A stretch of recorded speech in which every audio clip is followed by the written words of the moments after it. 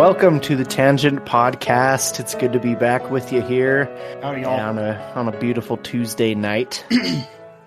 So Good. How are you? beautiful. Things are going well. I got a beautiful cookie sent from my neighbors next door, so I'm enjoying myself. Jealous. Mm-hmm. I have a protein cookie, but it's terrible. I have chocolate orange over here. Those are good. Yeah, they are. All right. So we are actually getting on track and getting some episodes out. So hopefully we're able to get this one out by Monday, like planned. Weekly content now. Weekly on Monday. Gonna be for real. We know we have promised you many times. Consider this the fulfillment of that promise. So many empty promises. Yeah, there has been a lot, but Monday, unless we say otherwise, there could be some. So there's probably gonna be some off weeks or something like that. But Also, thank you to those of you who viewed our new YouTube platform this week. We're on YouTube, so if you want to see our beautiful faces, then check us out there as well. Then don't look at YouTube, because there's no beauty. So, Speak for yourself. Speak for yourself, pal. hey, I speak the truth. People can't hate me for speaking the truth. to 11 views and 4 subscribers. So go ahead and Nice. subscribe to our channel if you want to do that. We're thinking of, if we get enough people interested, we might even do like live episodes where you can like chat with us while we're doing the episode. That might be fun. But How cool would it be to tell your friends, like, oh my gosh, I chatted with the guys from the Tangent Podcast, and they're going to be like, oh my gosh, I love the Tangent Podcast. They said my username. Yeah. On stream. And then we could set up a paranormal network of people reporting on site across the country. Be our eyes and ears out in the world. For little to no pay. Just imagine the clout you'll get with your friends for telling them you spoke with the hosts of Tangent Podcast. I thought clout was a bad thing. Clout? No, clout's a good thing. Oh, what am I thinking of then? Gout? Gout is bad. Alright, that reminds me though. Do you guys have stripper names? Rumpled foreskin. Oh my gosh. Yeah, terrible.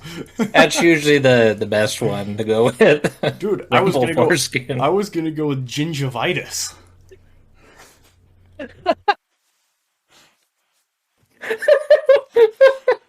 I don't know, man. It's just got a catchy ring to it, don't you think? It doesn't change from like the actual thing. It doesn't need to, dude. Angel, Stardust, gingivitis. I mean, maybe if you're a redhead and then you say like gingivitis, like okay, but Nope, just gingivitis. Gout. When you said gout, I was like, that'd be a good stripper name too. Introducing no, gingivitis and gout, the dynamic duo. no, that would be so bad. And then there's gonna be some poor stripper out there named Gout. Oh, my stomach hurts now. Oh. That's funny. Let's see. Best stripper names. Oh, that is. I don't know if you want to go down that hole. Keep it PG rated. Unforgettable names. Ooh, I got one. What if your name was the Rabbit Hole? Rabbit hole. The rabbit hole. There's a dumb cricket. Thumper. So this is getting like slightly Disney now. I guess. The Phantom Zone. Hampton Roads. Apparently that's one of the top 10 stripper names. Apparently there's a lot of people named Hampton Roads out there that are... Anyway, Yeah, let's that's probably weird. move on. Yeah, Alan's not doing it for me. Gingivitis takes the cake, though. I'm telling you, man, it's a good one. or something like vitamin C. Vitamin C. Anyway, what are we talking about today? Do we have an encounter, first of all?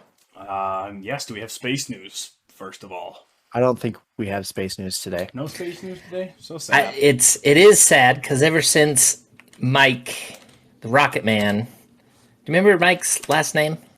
Mike, Mike was a flat earther that Mad was Mike Hughes. Mike Hughes. Was a flat earther that was trying to prove that the Earth was flat by making his own rocket to get high enough to see that the Earth was flat, and blew himself up. We talked about him in a couple episodes, but that would have been 2 years ago now. Yeah, probably a couple years ago. That was exciting. Those were exciting times, fellas. Exciting times. Yeah, Definitely. Well, I'll tell you, he definitely was the pioneer for Craigslist water heater powered spacecraft. So I still can't believe it was just a water heater. I know. I wonder how much traffic went up on Craigslist when he was saying that. All right, well, here's one. I just Googled space news, and apparently the Falcon 9 launches Italian radar satellite today. Not sure what that means, but the Falcon 9 placed an Italian radar mapping satellite in orbit after 4 days of delays. The Italians are getting ready to strike. Now, I don't. Maybe call me paranoid. I'm a little paranoid, but I feel like we should probably just only allow the SpaceX program to work for the United States. Maybe. It's a private company; they can do whatever they want. Yeah. Elon Musk is from Africa, so That's true. Oh.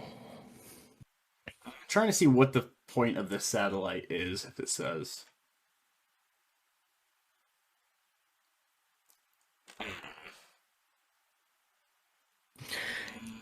It seems like what's the point of any satellite going up these days? It's all the same thing.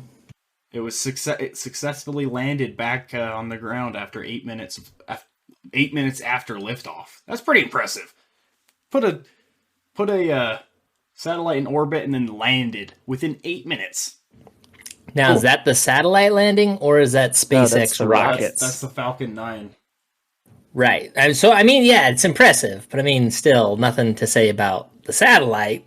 Everything to say about SpaceX. Apparently this thing doesn't do anything, just radar. Radar's boring. it's so that the Italians can catch all the impastas. Ha. Ha ha. But, okay, that was actually really good. All right. Let's move on to the encounter of the day. All right, I'm going to throw it on screen. Which one of you wants to be covered by it? Because I got to cover one of you, too. You can I guess I cover can cover me. myself. Yeah, get out of here, Austin. I think I covered Ryan in the last week's. Okay, this one is called Heard My Name Called Out in a Cemetery. And it goes something in my throat. Oh my gosh. Ugh, I almost died. It says, back in high school, I had a close friend named Lucas. We were friends since elementary school and had many good times together. One day, I was at another friend's house when his mother asked, "Isn't this your friend?" while pointing at the obituaries. I was in shock no one had told me. After making a few calls, I found out what happened.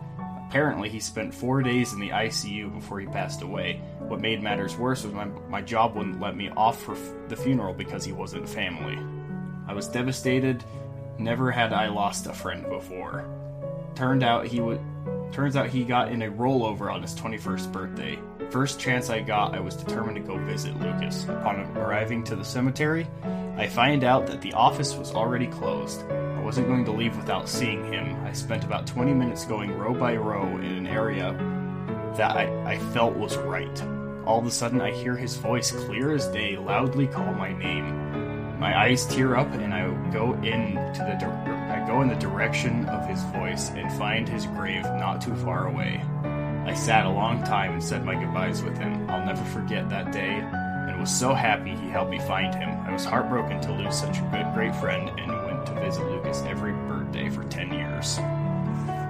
Man, that's like, it's not an encounter. That's just like something I would read from Chicken Soup for the Soul. That's kind of sweet at the end. Feel good. Yeah, what's wrong with having a feel-good encounter? Yeah, they don't all have to be scary. Yeah, that's why I don't think I've never heard us do a feel good encounter. We have a couple. We've done a couple there was on here. on a Christmas day. There was like a flame, wasn't it? Like a candle flame that went on, and he knew it was his father that had passed away like a year before or something like that. Right. I don't remember the exact details, Oh, but yeah. Well, not we all talk- encounters need to be bad. Yeah.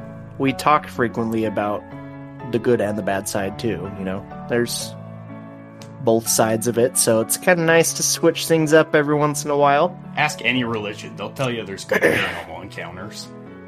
And we got a good one today. Yeah, but you know, That's pretty cool. It's good to get a change every once in a while. You know, we deserve to. Well, not all spirits are bad. Just, you know, We majority. we want to make sure we get both sides of the story. You know, we don't want to be super biased. I like it. Good story. Good story. I don't know his name, but hopefully Lucas is doing well wherever he is, whatever you believe in. Wait, Lucas was the one that died, or the Lucas was the friend? We don't know the friend's name, anonymous, but Lucas was the one that passed away on his God bless 21st you, Lucas. birthday. Sad. It is sad. You guys better know right now, full disclaimer, if I die at a young age, I am definitely going to haunt both of you. I need the I need the content. I thought you were going to say that specifically, if you die at a young age, it wasn't of natural causes. It was aliens, I If swear. I die within 3 weeks, Austin is prime suspect number 1. Don't believe his alibi. So what are we talking about today? We are talking about reincarnation. Is this a southern term or southern thing that It's just way happens? too close to reincarnation. What incarnation? Yep. It's anything is just fun to say in a southern accent. Just give it a try. Give it a try with any word, and it's just more fun. Ham bone. Right? Gingivitis. Right? Okay, well, we're talking about Sweet reincarnation. tea and whiskey.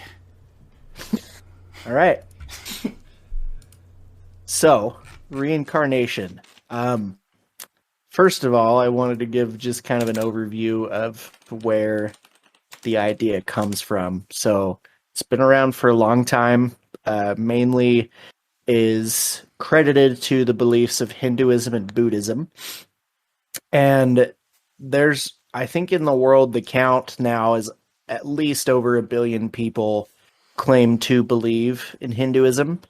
And most of those, I would say, are of Eastern or Oriental descent, coming from the areas where Hinduism and Buddhism are popular. But it's becoming a more popular belief among even Christians, too, where there was a study done in the U.S. that, and I don't know how these numbers were corroborated, but the study said that of the U.S., there's 33% of people that believe in reincarnation, and of the Christian population, about 20 to 25% of the Christian population believe in reincarnation as well. So You said this was in the United States or the UK? in the United States. So it's becoming a more prevalent idea. And of that 33%, 10% of them said that they even recalled their past lives that they were before they became reincarnated into their current form. So what reincarnation is, the main idea comes again from Hinduism and Buddhism. And so particularly in Hinduism, there's these kind of basic principles, or the four, I'm going to butcher this pronunciation, but the four Purusarthas, and they're kind of 4 goals or like 4 aims for human life. And the pursuit of these 4 goals is thought to provide one with like enlightenment and freedom from like the stresses and woes of human life. So the first one is Dharma, which is like kind of like living in harmony with your fellow human beings, and kind of like the set of rules to live with other people and live your life on earth. And then there's Artha, which is the pursuit of material prosperity. So not just like sustenance, but also prosperity through providing service to others and like serving your government, serving your country, doing things like that. And you therefore achieve prosperity through your work that you do while you're on earth. then there's kama, which is like the pursuit of good pleasures in life. And then there's Mosha or Masha, I don't know how to say it, or which is kind of equivalent to Nirvana in Buddhism. And this is like the spiritual liberation or kind of like salvation, I guess, like enlightenment. And so in Hinduism, they believe that you have these multiple lives. Like I think I heard that Hinduism, like they believe you can have up to 52 million different like iterations or reincarnations of life. And each one of those reincarnations provides you with a new perspective or a new like way of living to help enlighten your soul and to help you grow and like progress. And so they believe that people can start as like a blade of grass, as like the simplest life form. And then from there you progress on to something else. Like you'd go from a blade of grass to being, for example, like a worm or something, and then from there to being a bird. And so each time you're taking on this new life form and learning new things, and your soul and your, I guess, your knowledge and everything like that is growing. You're becoming more enlightened. You're growing closer to, I guess, your creator or your God or whatever you want to call it. And then the state of Moshe, that fourth kind of tenet, is what helps you break that cycle of reincarnation, or helps you kind of liberate yourself from that when you become enlightened and you become fully, how do I explain it? Like you fully enlightened and fully, like you've progressed fully to the point where you can now break that cycle of reincarnation and you are able to just go on to be peaceful and, I guess, live forever at that point. So from what I understand, that's how the Hindus believe, is that every reincarnation of your life helps you learn and progress more to that moksha, or that enlightenment. It's kind of an interesting concept, but so they believe in past lives and future lives, and that every life gives you new experience. And so I kind of wanted to get your guys' thoughts on that, like, because every major religion has this concept, or I guess Christianity and most major religions have this concept of like an afterlife, of there being something, your soul or your essence, whatever you want to call it, carrying on to this life after. But then this reincarnation also states that you have lives before, which is also common in some denominations of Christianity, showing that there is a pre-existence before you come to this earth. And so, like, what are your guys' thoughts on that? Like, do you think that reincarnation is possible, or like what are your thoughts? I've never thought about it before, if I'm being completely honest. I grew up Christian, and I don't know, reincarnation was never even mentioned, I guess. Mm-hmm. What's resurrection was, though, because obviously Christianity is all about that. Anyway, I never honestly even thought about it until about 4 minutes ago. But I was just looking up a little bit more about what you were saying, and apparently a human is the only being who has one complete soul to himself. Someone asked Quora, does a soul have 84 Laka birth? I don't know what that means. I had no idea. But what he said, this guy said, a human is the only being on Earth who has one complete soul to himself. This happens after 8,400,000 births as lower life forms such as rocks, plants, and animals. Because all of these lower forms of life have shared souls. 200 million mineral particles could share one common soul. 1 million plants of wheat could share one common soul. 2,000 elephants could have one common soul. A human has one full soul to himself. This means that only that one human has a full consciousness. He has earned this by going through 8.4 million lower forms. This is all coming from Quora. Quora, yeah. So this is just, you guys know what Quora is. Yeah, basically it's Yahoo it's gospel. Answers. Like this is total truth. So like, this came from a fellow named Pranav Duwan. Sure, I said that wrong, but I'm guessing he comes from that religion, so he probably knows more than us.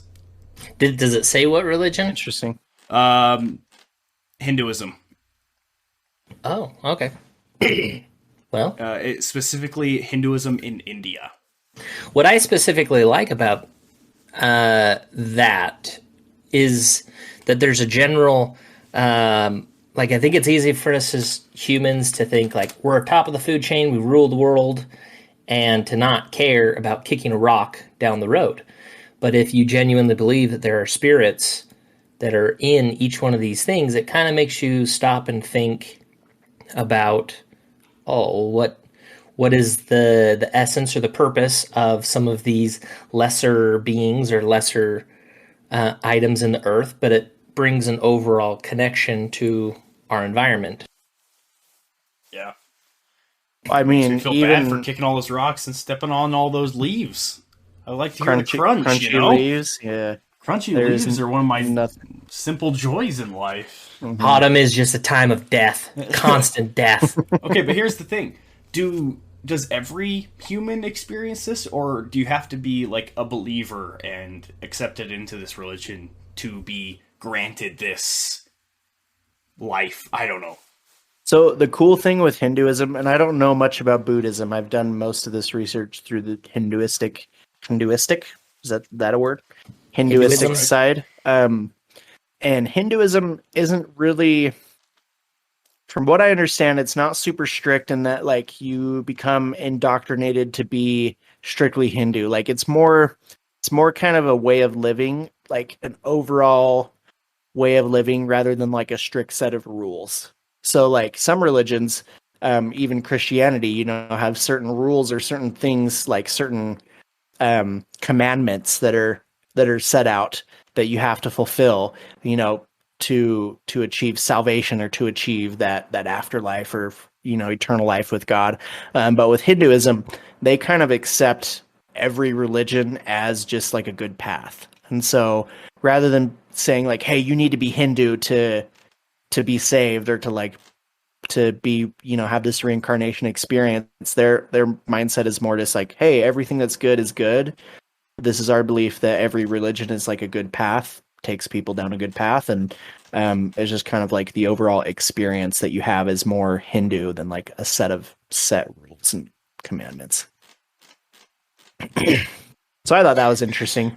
So as far as my opinion on the subject, so from a little bit that I was able to read, it seems like there is some back and forth or some gray area of how some people are defining what reincarnation means technically according to them or according to all religions as a whole. And a lot of what I've there were a lot of examples where they were putting Christianity into that area of believing in reincarnation and using examples saying that a man must be born again in order to enter into the kingdom of heaven. But like Jack said, my understanding of that is completely different with resurrection because it's you have your body now, and then after you die with the resurrection, you gain that same body. Whereas my understanding of reincarnation is it's a completely different body that you're going into. You could have been a man before, now you're a woman, or you could have been an American before, now you're an African, or a rock before, and now you're a lobster. Rock lobster. Do, do, do, do, do, do, do, do, do. Okay. So interesting thoughts. I think the general idea is that your soul or your essence kind of continues on through various life forms to gain experience and gain enlightenment. So I wanted to go over some really crazy, like mind-blowing stories about possible reincarnation. Are you Yeah, possibly because on ranker.com? I am not. Okay, because I got some pretty crazy stories on here too, I just found. Because I was gonna say, if this is like, it would seem like if this is a constant cycle that all of us life forms are continuing to come back into the same space and share that space with each other, there's got to be some overlap that we're able to kind of see some of this happening. I hope this probably goes without saying, but I kind of want to come out and say we are not advising for or against any religion at all. Right. We're just kind of learning about a part of some religions, and you know, none of them are right or wrong in our mind. You can do whatever you want, kind of thing. We're just kind of learning. That's all. Right. And like, yeah, I'm probably ignorant to a lot of the views of Hinduism. So if I've misstated anything, that's just my ignorance and what I've understood from my research. So please don't hold that against me if I've said anything. Did you guys know incorrect. Christianity is the biggest religion on Earth? I didn't know that. Mhm. Really? I thought it was like second or third. Christianity with 2.4 billion followers, then Islam with 1.9, Hinduism with 1.2, Buddhism with 500 million, and folk religion with 400 million. Yeah, 400 million. I think they got good bluegrass. Yeah. That's interesting because I remember growing up learning about religions, and Christianity wasn't number one, so that's changed. Yeah, I'm pretty sure when I was a kid it wasn't. Or maybe maybe they told me differently. I don't know. Anyway, let's hear some of those stories, Austin. I'm really curious. So the very first one that I ever heard that really introduced me to the concept of reincarnation was there was this little boy, I think he was 5 or 6, and he had a very distinct birthmark on his head. And one day he told his mom, like, "Oh yeah, I was murdered." And she's like, "Wait, what?" And he's like, "Yeah, I was murdered. Like in my past life, I got murdered." She's like, "What are you talking about?" And so she got concerned, and she ended up calling the police. And the boy was like, "Yeah, I know who murdered me. Like, I know where my body is. I can take you to where my body is." So the mom calls the police. The police come, and they go over to a neighbor's house a few houses down, and they confront the neighbor, and he denies it initially. But then the boy's like, "No, my body's right over here." So then they dig up the ground and they find a skeleton, and the skeleton had been hacked with an axe at the exact point on the head where the kid had his very distinct birthmark. And this is just a story that you remember from a while ago. I found it on this website. I'm looking at. I found it. It said a reincarnated murder victim returned to confront his killer at the age of 4. Yeah, I think he's from Turkey, if I'm not mistaken. When Karanfil Tumus of Turkey was pregnant with a son in the 50s. So yeah, he led the police to the skeleton. And they dug it up, and it had an axe wound in the head, right where this kid had his birthmark. And so then when they found the skeleton, the neighbor finally admitted to murdering. This one says he was shot. This guy. Oh, does it? Yeah, this one says Fesley had indeed been shot by a neighbor, but the neighbor claimed it was a hunting accident. But he insisted his past self had been killed due to an argument over mule grazing on the neighbor's field. Wait. So the kid said, "I was killed," and then the murderer's like, "Yeah, I'm sorry, it was me," blah, blah, blah. And the kid's like, No, it wasn't you. It was like some other guy in a field? No, it was him. But the guy who killed him claimed it to be a hunting accident.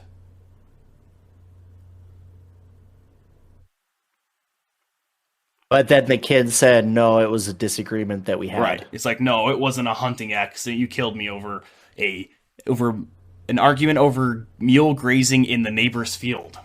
This was what year? 50s? The 50s, it says. And that's just one of many stories on this page. I'm sure you've got more. Yeah, so the next one, this one's pretty crazy. As a parent, this stuff would freak me out super bad. Like, I always hear of kids saying, like, weird crap, you know? Do you have the 9/11 one?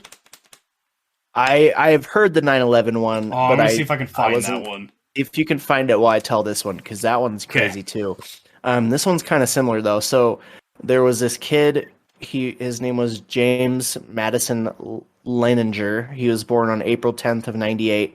And like for his first 2 years of life, he seemed like perfectly normal. Nothing odd about him. But then when he was 2, he was really good at talking. Like he was pretty,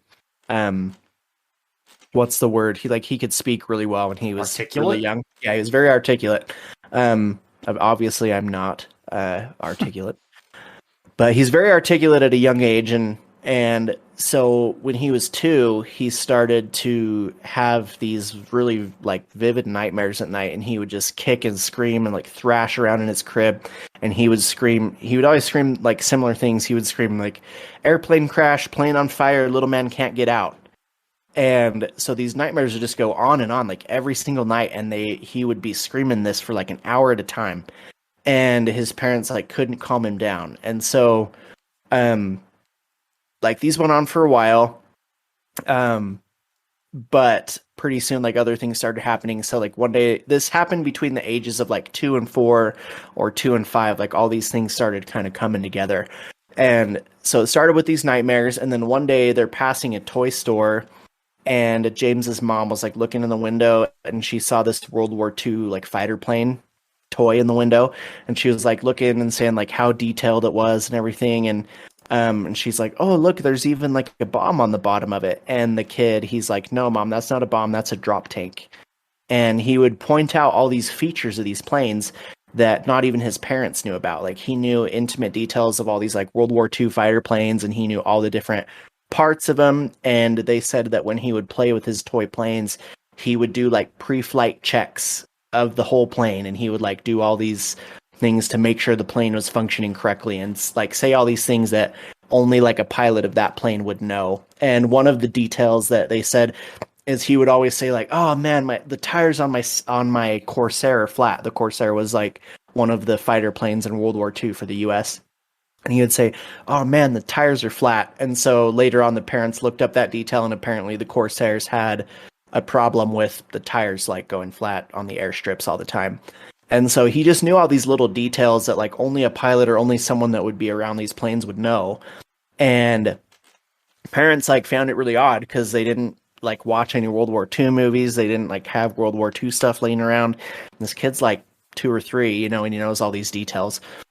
And so then he just becomes like super obsessed over the next couple of years with World War II. Like his dad takes him to the Flight Museum in Dallas, and like he's just like totally mesmerized, and he refuses to leave this World War II display at this museum.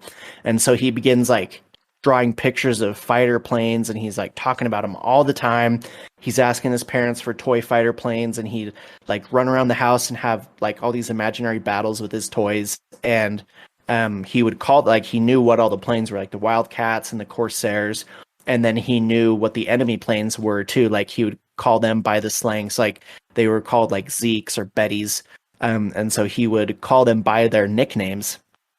And so the parents looked it all up, and they like found out that all this information that he knew was correct. And so they're super confused. And he was still like 2 or 3 at this point. And so he continued to have his nightmares, and like it got worse and worse. And you'd always say the same thing, like plane on fire, little man can't get out. And so one day his mom asked him like, who's the little man? And he said, it was me. And so he said that in his nightmares, he's flying this Corsair plane, and he took off from a boat called the Natoma. And his dad's like, well, that Natoma sounds like a Japanese plane. And he gets super like ticked off at his dad. He's like, no, it's not a Japanese plane. It's an American plane. Or like an American boat, like an aircraft carrier. And his dad's like, well, okay. So he goes and looks it up, and it was this American aircraft carrier. And so he keeps telling of like one of his friends that was a pilot too, named Jack Larson. And he said, we both died in a battle. And his dad's like, where did you die? And he points at a map, and he pointed over Iwo Jima. And his dad's like, okay, this is really weird. So he looks it up, and there were 2 men who died in an aircraft battle over Iwo Jima named Jack. One of them was Jack Larson. And I couldn't remember what this kid's name was, like who his reincarnation was. But so all these details are correct that they're looking up. And his dad's like, well, who killed you? And he's like, it was the Japs. And he's like, well, how do you know it was the Japs? And he's like, well, the big red sun on the sides of the plane that shot me down. Like I saw the big red sun. And so they're like trying to ask him like, where have you learned all this information? And he's like, I was there. Like this was me. And so it just like the parents went to the extent of like finding veterans even that had served on the USS Natoma Bay. Like they talked to these veterans, and it like the kid even would name his action figures. Like he named 3 of them Billy, Walter, and Leon. And the parents had found 3 of this boy's squad mates that were Leon Connor, Walter Devlin, and Billy Peeler, and they had also died in this battle. And so this kid's just like recognizing all these weird details, and like is just really crazy. That was pretty much it. But he knew all these intimate details of these planes, of like people that he served with, where he was shot down, who he was shot down by. Like it just insane. Like I don't know what to make of it, but pretty crazy stuff. So that you finish, Austin. No, go ahead. Well, I was going to get into another story. So if you have anything else, go for it. So a story that I had heard of is about a girl named Shanti Devi, who is an Indian girl that... Indian or Native American?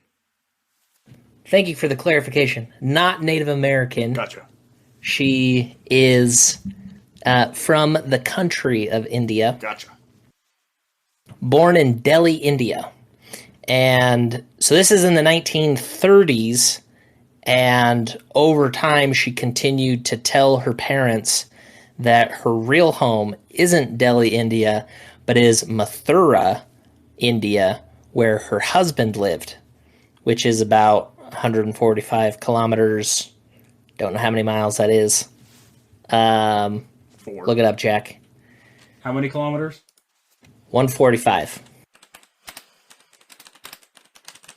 I'm guessing like 60? 90. So close. Not really. So, yes. Born and raised, or at least born and raised in a Hindu family, and then without going and wasting too much time to go into that detail, it looks like, yes, leader of Hindu. So, Shanti then gets this investigation done by Mahatma Gandhi, and Mahatma Gandhi determines that she is in fact the reincarnation of Lugdi Devi. So there's 2 other reports of her kind of sharing the story more in detail, and there's a few different books that are written over the whole thing. But it's a crazy story of this kid that got all of this press attention and was able to answer a lot of questions. And some of the things that I heard from other podcasts or other people talking about it is that she was able to recall like certain hiding places in their old house where her widower husband now lived. And she was able to say, yeah, there's this special hiding spot where either your wallet was hidden, or we hid money, or we hid these significant things. And she's able to recall these details and point these things out that no one else is able to, that you would think would be able to point those things out. Yeah, that's crazy. Dang. That was one of the most famous cases that I've heard of for sure, especially since it happened like in India. It's one of the most like publicized cases that I've seen. And you got Gandhi there. Yeah. Yeah. That I mean, a lot of this to me is unexplainable. I don't know yet whether I believe in reincarnation or not, or what that really means to me, like whether it's reincarnation or whether it's something else. But this next story that I wanted to share is another one that just kind of blows my mind. This one has even more, basically the kid remembers more. One official count that I saw was that he was able to verify like 55 different intimate details of his past life. 55. So it was this kid, his name's Ryan, he's from, I think, Oklahoma. He was 4 or 5 when this happened, and his parents noticed that he would often, like when he was playing with other kids, he would yell like action or like scene, things like that. Like he's like directing a movie type thing. And he would just like randomly out of nowhere, he would perform these like intricate tap dance routines and things like that in front of the family. And so they're like, where is he getting all this stuff? And then one night he wakes his parents up like terrified, and he told them that he thought his heart was going to explode. And Jeez. he said like he thought it would explode like it did when he was in Hollywood, but they lived in Oklahoma and they'd never been to California. He'd never had any heart problems. And so they get concerned, um and they start like questioning him like what about Hollywood? Like, and they start showing him things like books about Hollywood, like old Hollywood and things like that.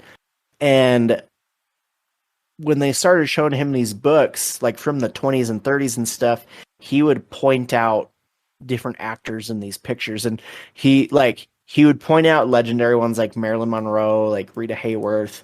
But then he would also point out like really lesser known people who like would never have been a household name, like maybe had like one movie appearance or one television show appearance, you know. And so one day they're flipping through this book, and Ryan, the kid, points to this image of a man in a picture, and he says like, "Mom, that's me, like I found myself." And like sure enough, they found. So he explained a scene from the movie. So it was a still picture from this movie called Night After Night. It was a 1932 film. And he's like, I found me. And then he goes on explaining this scene involving all these guns that were like hidden in a closet in a room. And so then the parents found the movie and they watched it. And this scene like happened exactly how the kid described it. And so the kid starts to go into more detail. He describes his former mother, like all of her hair, her appearance. He describes his sister. He describes his daughter. He describes that he was rich and had all of these expensive cars, like specific colors and models of cars, and that his house had a swimming pool. And he says that he lived on a street with the word rocks in the name. And and said that he was a good dancer on Broadway and traveled to Europe on a big boat and danced with all these pretty ladies and stuff. And so the parents are like, this is crazy. The film that he referenced, Night After Night, like the actor that he claimed to be, his name was Marty Martin, and the guy had one line in the whole film. It was his only film appearance, and then he became an agent in Hollywood after this. So the parents are like, there's no way our 4-year-old would know, like this is 2002 or 2003 by now. They're like, there's no way he would know this Marty Martin, like from the 30s, who had one line in a film that was like not even a good film, you know? I do think that that's like a pretty good shot in the dark, that like it matches up. But as far as like names that would be brought up by a little kid, Marty Martin has got to be like at the top. What a terrible name. Right? Well, no, they like he corroborated a lot of details from this guy's life. So the parents eventually found out that Marty had a daughter, and so she was still alive. She was like in her 50s at the time. And so they reached out to his daughter, and Ryan confirmed a lot of details with her, like would tell her things about the life. Like she didn't give him information, like he would give her information and then she would confirm it. So specific things about like what their family did growing up, like specific events of things that they did, or like specific people and their appearance and things like that. And they then found out that he did dance on Broadway. He did drive like these specific cars. He did have a house with a pool, and that he lived on a street that was called Roxbury Street. And so he had claimed that he lived on a street with the word rock in it. And so there's a lot of like skepticism with this, claiming like, oh, like what if the parents are grooming him, or like what if he just found out all this information on his own. But the daughter said that they took him, so the daughter would confirm all these details, and you know, he would confirm like, oh yeah, I was married 4 times, like these are the names of my wives. And then they took him to this doctor who is a popular doctor. His name is Dr. Jim Tucker. He's a children's psychiatrist, and he's worked with over 2,500 children who claim that they've like been reincarnated or have past lives. And so Dr. Tucker would show him, he would get like 15 old-timey pictures of women, and he would say, all right, like show me the 4 wives. And then he would pick out the 4 wives, and then the daughter would confirm, be like, yep, those are like that's my mom and my stepmom's. Like There's all a these. children's psychiatrist that is showing old timey pictures of women to children. Yeah, he's doing research to try and find out the Research. science I behind. gotta do some research. What, like why is that bad to show? just, just a. It sounds. Some of these things just sound really funny to me. Like I'd never even considered of like what parents might do, or that parents might be involved with grooming their children to do this. Never even thought about that, but like there is some sick stuff that parents have done to take advantage of their kids, and so I mean it's just not out of. So that's where my mind was, and so then you started talking about a psychologist showing pictures of women to children, and thought it was funny. I don't think it's that weird. Like to confirm these details of his life, like they they would also show him pictures of like classic cars, and he'd be like, "Yep, I own this one, this one, this one." They would show him pictures of like actors and stuff, and he'd pick out the actors and name them. So I don't think it's too weird. Like, I don't know. I think it's crazy more than anything. Like, because first of all, like even I have a 3-year-old, so this kid was 4, but I have a 3-year-old. I can't get her to sit still for 10 seconds. So if I tried to groom her, it would be impossible. Like, there is no way that I could groom her to remember all these details. First of all, like, I couldn't get her to sit still long enough to do it. And then second of all, like, I don't think she would remember it all with such clear recollection of it all. Like, perfect recollection of it. And just like all these things, there was a list, and I can't find it now, but I found a list of like all these different facts that the kid had corroborated about this guy's life. And he even corroborated the age at which he died. He corroborated how he died. He corroborated like all these details of things like that. That was to me like, there's no way that a 4-year-old would find all that out on his own. Who knows if he knew how to read at the time. But like, I don't know. I don't see why parents would also groom their children for this specifically. I think that if they were out to get fame or like recognition, I think there's other ways that you could groom your children to be more in the limelight than like, hey, I was this unknown Hollywood actor from the 30s, like I just don't see it as like a parent grooming. So to me, yeah, you never know, but I just don't see that side of it. So to me, this one was really crazy because of all the details that he confirmed, and that the daughter like also corroborated a lot of the information, like a first-hand source from this guy's life was like, oh yeah, all this stuff is true. Like he's telling the truth. Maybe he's just the luckiest kid on the planet. Maybe. Maybe, we don't know. And there's no way to prove it. Tell you what, right. if we're bringing the account of 3-year-olds into all this, I think that we could safely say that every 3-year-old has been reincarnated from a dog or a puppy and a cat, most likely. Only because, from what I've seen, Austin's daughter doing when it's time for her to be a puppy, like she is all in as a puppy. Oh, speaking of that, the funniest thing today, we were in our bedroom, and Emmeline, my daughter, was in there with us, and the sun was shining in the window, and it like glared off my watch onto the wall, and she saw it. And I sat there with her for like more than 5 minutes and just ran that light across the wall, and she chased it for 5 minutes. I'm not even joking. Like she chased it like a cat with a laser for 5 minutes. Yeah, it was so funny.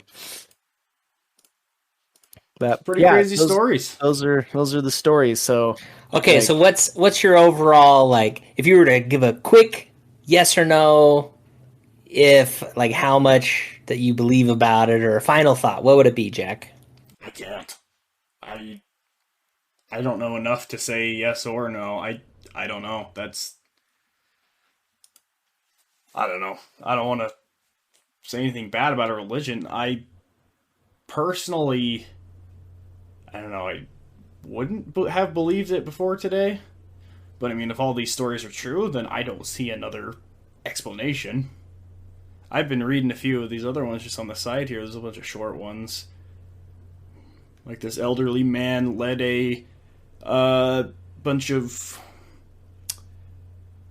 what are they called? Archaeologists to a city that hadn't been excavated yet.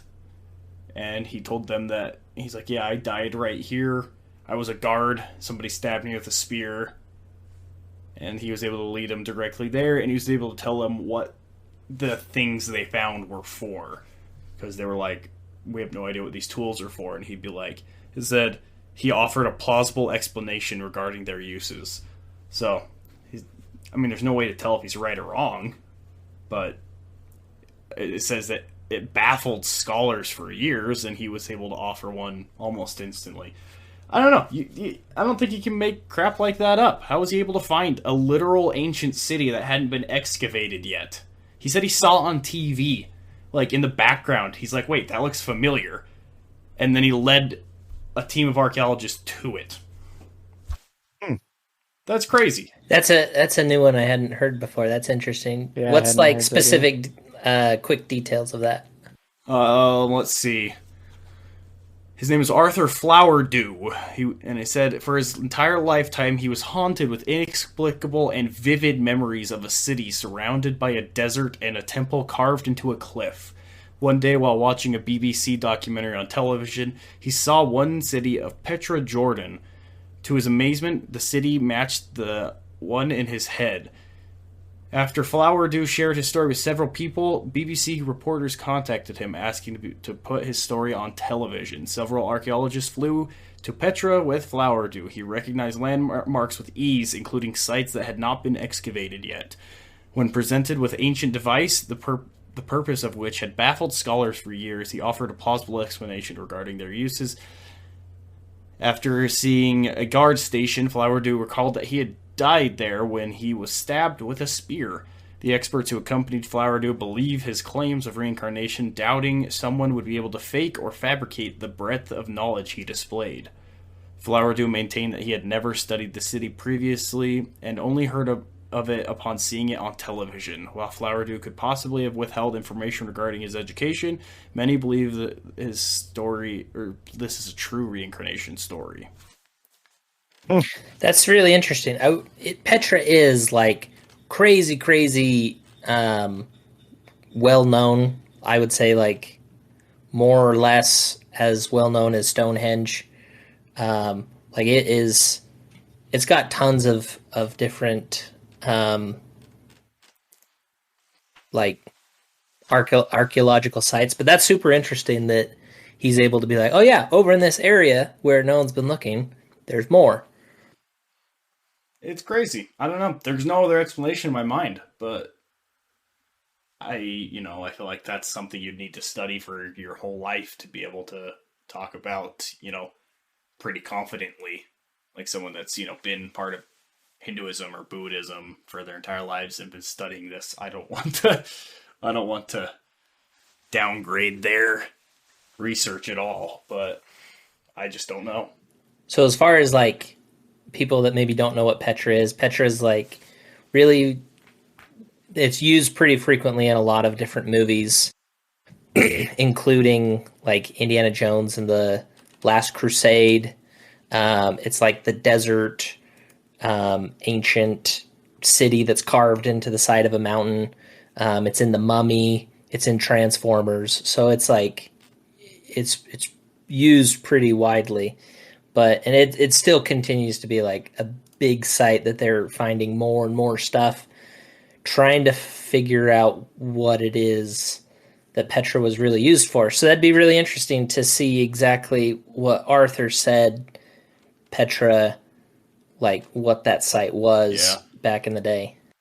Yeah, all the ones I'm looking at they're like 2-paragraph stories of all of these, so they don't go into huge detail, so... Side note, someday I want to do a podcast on, well, we could do multiple on like ancient civilizations and like Petra, Göbekli Tepe, like the Aztec pyramids, Mayans, Incas, like all that kind of stuff. It's like ancient Greece. Yeah, I want to do all of that. Yeah, those are all super interesting. So, what's your kind of final synopsis or take, Austin? Um, Fascinating topic. I don't know if I believe in like reincarnation in terms of having all these different lives and living in multiple life forms, but it's hard for me to deny these stories. I don't necessarily believe in the traditional idea of reincarnation, but is there some influence from the other side that's passing on details somehow in a way that we don't understand? I don't know. But I don't necessarily believe in the traditional reincarnation as it's posed in like Hinduism. So. What I really like about the belief in reincarnation is that there is such it's really easy to look at the universe as like a cold, dark, inhospitable place that just churns out chaos and things happen randomly. And even if you don't believe in any kind of God, and there's some religions that don't necessarily believe in a supreme being or creator, but in this cycle of this life, there's something that is like really merciful about a universe that recycles that kind of spiritual life and allows it to progress into, I guess, a more pure form of that entity or whatever kind of material the soul is. So I think that there's something that is like really really optimistic, and is it I think really taps into into motivation and drive into progressing and being that better kind of soul. Right. I definitely agree with the idea of our consciousness or our soul like carrying on after this life and it existing before this life. Um, so I do agree that there is a continuation of like our soul or our consciousness, just not in this way of like taking on a new body or a new person. I will say though, one story close to my family, real quick. I won't mention who it was, but we had a close family member tell us he was an only child, and he told us that he had a brother. I don't know if he was stillborn or if he died right at birth, but his younger brother died, and so he grew up an only child. And then when his first son was born, he just had an overwhelming feeling that like the spirit that was in his son was that of his brother who had died. And so that spirit had like carried on and been placed in his son kind of thing, which is pretty cool. Like I don't know how to explain that, but I have a hard time denying that person's like feeling of that. So Yeah, it's hard to like knock on anyone's thoughts and beliefs when you're dealing with like, yeah, but I felt this, and like when I thought about this, I had this feeling like that. I knew that that was what it was. It's hard to, because you can never really tap into exactly what they were feeling at the time to understand what brought on that conviction. But in general, I think that at a minimum that any person at a minimum could hope that reincarnation is a thing, that there's a purpose to this life and it leads to something in the next life. mm-hmm. Right. Any other final thoughts before we wrap up? Oh man, I think that was pretty good. Crazy stories, crazy thought. I don't know what to say. I don't know. This is definitely one that crazy topic. That like it's something that has come back to me many different times, wondering like, how do these stories or these experiences, how does this fit into my own belief and the way I see the world? And there's a little bit of a nudge and a little bit of a push of like, is there something else happening? It's interesting. Right. Again, we're not religious consultants, so don't believe what we say. Believe what you want or whatever you believe in. You guys didn't get your religious consultant certification online? No, it's got lost in the mail. Was it Stevens Henniger? I got my crap. I got my free laptop with it. Even it came with it. Like I got it all set and ready to go for this podcast. Did you even get to keep it after you graduated? Well, I didn't quite graduate. We're working out the details. I might have to give it back, and something about paying 50%. I don't know. Okay, I see.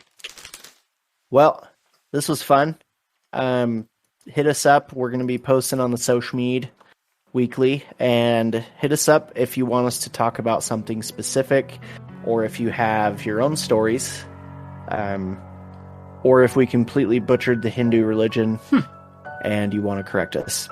So, Very possible. Yeah, let us know what you guys think, and thanks again for the support. We love you all. Thank you so much, guys. Love talking with you. Farewell, loyal followers.